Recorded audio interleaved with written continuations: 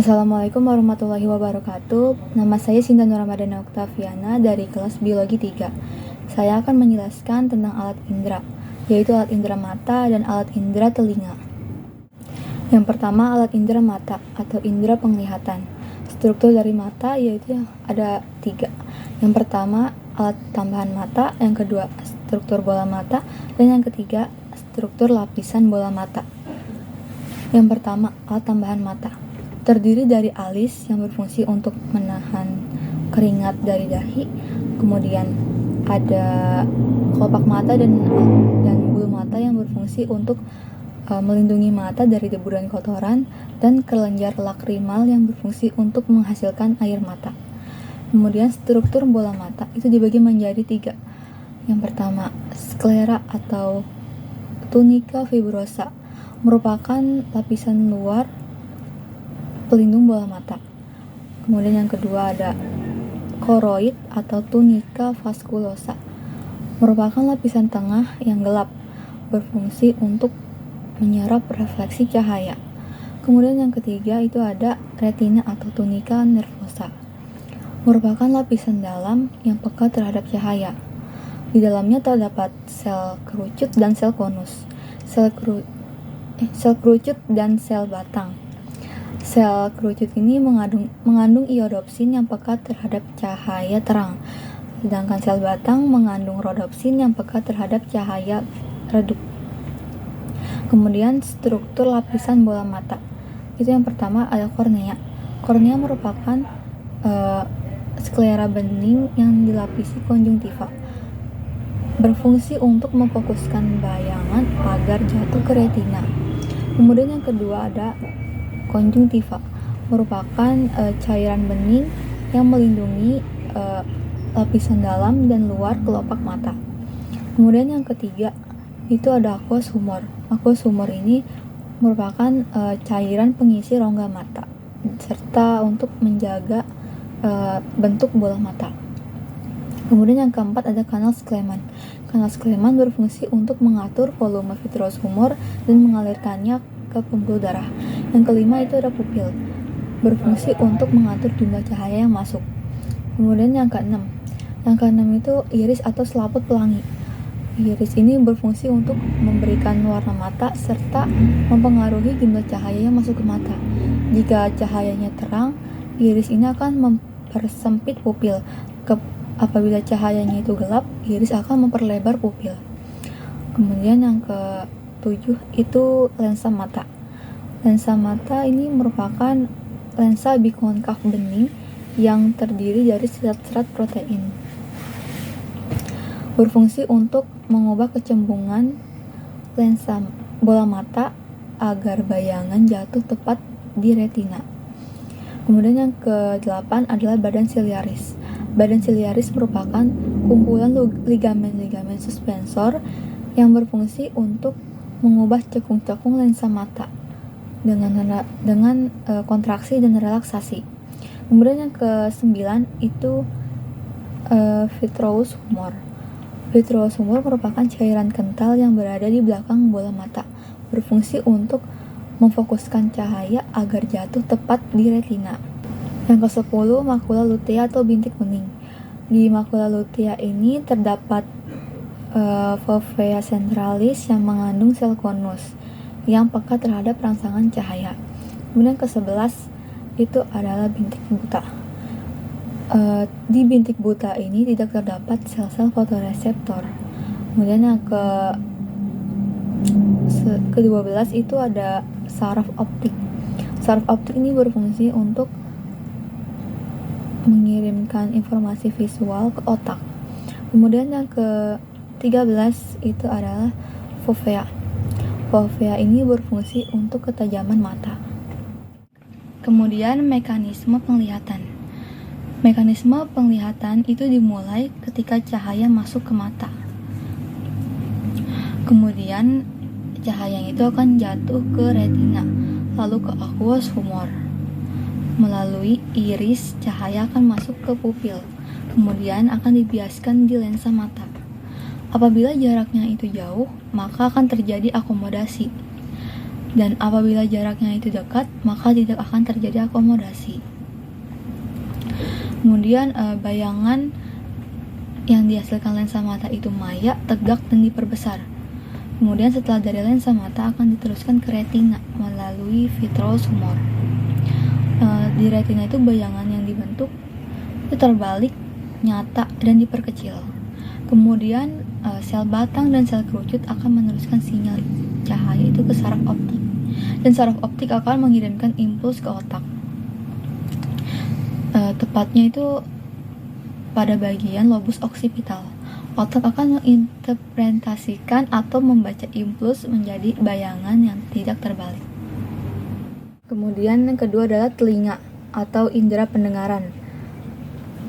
Telinga ini memiliki dua fungsi. Yang pertama sebagai alat indera pendengaran atau fonoreseptor dengan reseptor organ korti pada koklea, dan sebagai pendeteksi keseimbangan atau equilibrium dengan reseptor otolit. Struktur telinga itu dibagi menjadi 3. Yang pertama ada telinga bagian luar atau auris eksterna.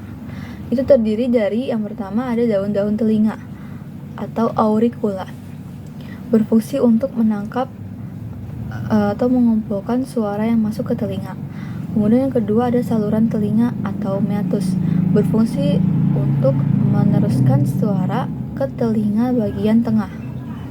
Kemudian yang kedua ada telinga bagian tengah atau auris media. Di auris media ini terdapat yang pertama ada gendang telinga atau membran timpani yang berfungsi untuk mengubah bunyi menjadi getaran, kemudian diteruskan ke tulang pendengaran. Yang kedua ada tulang pendengaran, yaitu tulang martil, meatus, tulang landasan, incus, dan tulang sanggurdi, stapes, berfungsi untuk meneruskan getaran ke tingkap oval. Kemudian yang ketiga ada saluran eustachius. Saluran eustachius ini berfungsi untuk menjaga tekanan dalam dan luar. Jadi saluran eustachius ini merupakan penghubung antara telinga dan tenggorokan. Kemudian telinga bagian dalam atau auris interna atau labirin. Yang pertama itu terdapat koklea atau rumah siput. Koklea ini merupakan saluran yang menggulung yang berisi cairan limfa, berfungsi untuk mengubah getaran menjadi impuls saraf.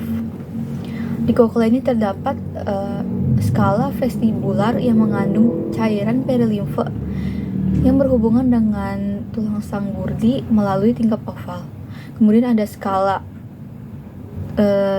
koklea atau skala media yang mengandung cairan endolimfa dan sel reseptor suara. Berada di antara skala vestibular dan skala timpani, dan berada di antara membran basilaris dan membran Reiner. Kemudian yang ketiga itu ada skala timpani yang berisi cairan perilimfa berhubungan dengan rongga timpani melalui tingkap bulat. Kemudian yang kedua itu ada saluran setengah lingkaran atau saluran semisirkuler. Ini merupakan saluran yang berisi cairan endolimfa dan sel reseptor keseimbangan berupa kupula yang mempengaruhi sel rambut. Kemudian yang ketiga itu ada vestibula. Vestibula merupakan penghubung antara koklea dengan saluran setengah lingkaran. Di vestibula ini terdapat sulcus dan utriculus. Sulcus dan utriculus ini berfungsi sebagai alat keseimbangan tubuh yang memberikan respon dengan perubahan kedudukan kepala. Kemudian yang keempat itu ada saraf auditori. Saraf auditori ini berfungsi untuk meneruskan impuls ke otak, tepatnya di lobus temporal. Kemudian mekanisme pendengaran. Mekanisme pendengaran itu dimulai dari daun telinga yang menangkap suara. Kemudian suara akan diteruskan ke gendang telinga. Di gendang telinga, suara akan diubah menjadi getaran.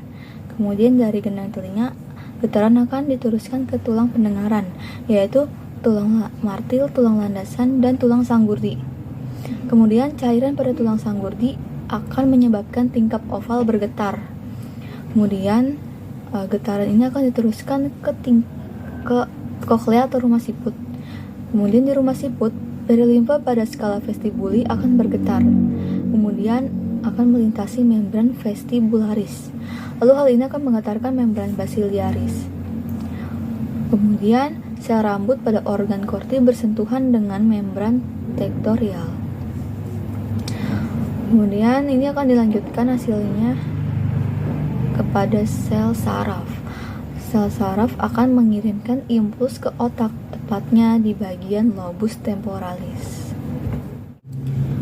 Kemudian ada gangguan indera penglihatan dan indera pendengaran. Gangguan pada indera penglihatan yang pertama itu rabun jauh atau miopi, disebabkan karena bayangan objek jatuh di depan retina dan mata terlalu lonjong serta lensa mata yang terlalu besar. Solusinya itu menggunakan kacamata lensa cekung atau minus. Yang kedua adalah rabun dekat atau hipermetropi, disebabkan karena bayangan objek jatuh di belakang retina, bola mata yang terlalu pipih, serta kelengkungan lensa mata yang kecil.